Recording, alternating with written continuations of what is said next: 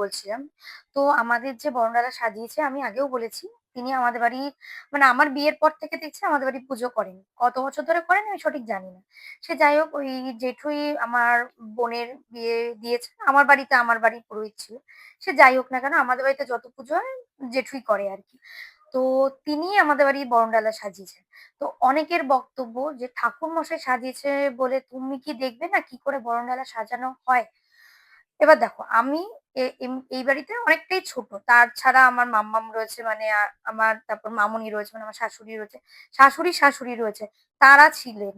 সেখানে আমি কি করে কথা বলবো? তারা তো জানে কি করে কি সাজায়। আর নিশ্চয়ই পুরোহিত মশাই যেটা বলবে তার বাইরে আমরা নিশ্চয়ই যাবো না।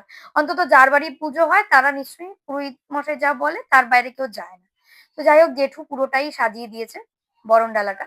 তো আমি বরণডালা সাজানো কিছুই জানি না। এটা আমি স্বীকার করেছিও। এর আগে কমেন্টেও লিখেছি। তার কারণও আমি বলে দিচ্ছি। তার কারণ হচ্ছে আমার বাড়িতে আমি কখনো দেখিনি বরণডালা সাজানো বা কৃষ্ণ মতে পুজোটা। মানে আমি লোকের বাড়িতে হয় অনেক জায়গায় দেখেছি, আমার জেঠুদের ঘরে হয় দেখেছি। বাট নিজের আমার মাকে দেখিনি কখনো।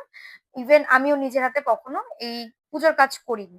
ফার্স্ট টাইম কালীপুজোর কাজ করেছি। ইভেন কৃষ্ণ মতে আমাদের বাড়িতে পুজো হয় না। তার কারণ আমরা হরিওমের ভক্ত। মানে আমরা আমাদের বাড়িতে পুজো হয় ওম বিগ্রহতেই আমার সব পুজো হয় আমাদের বাড়িতে।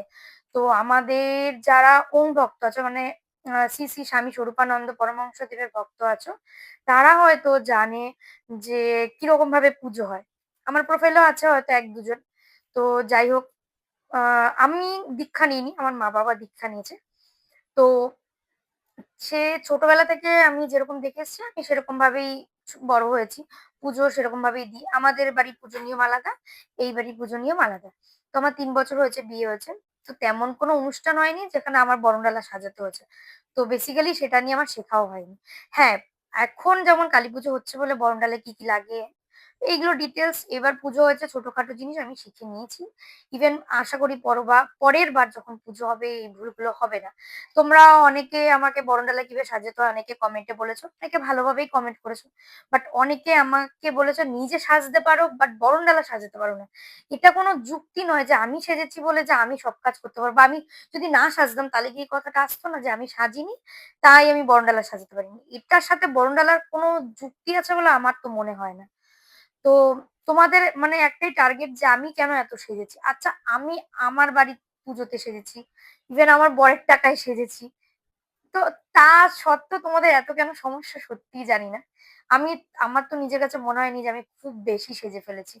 বাট তোমাদের কাছে হয়তো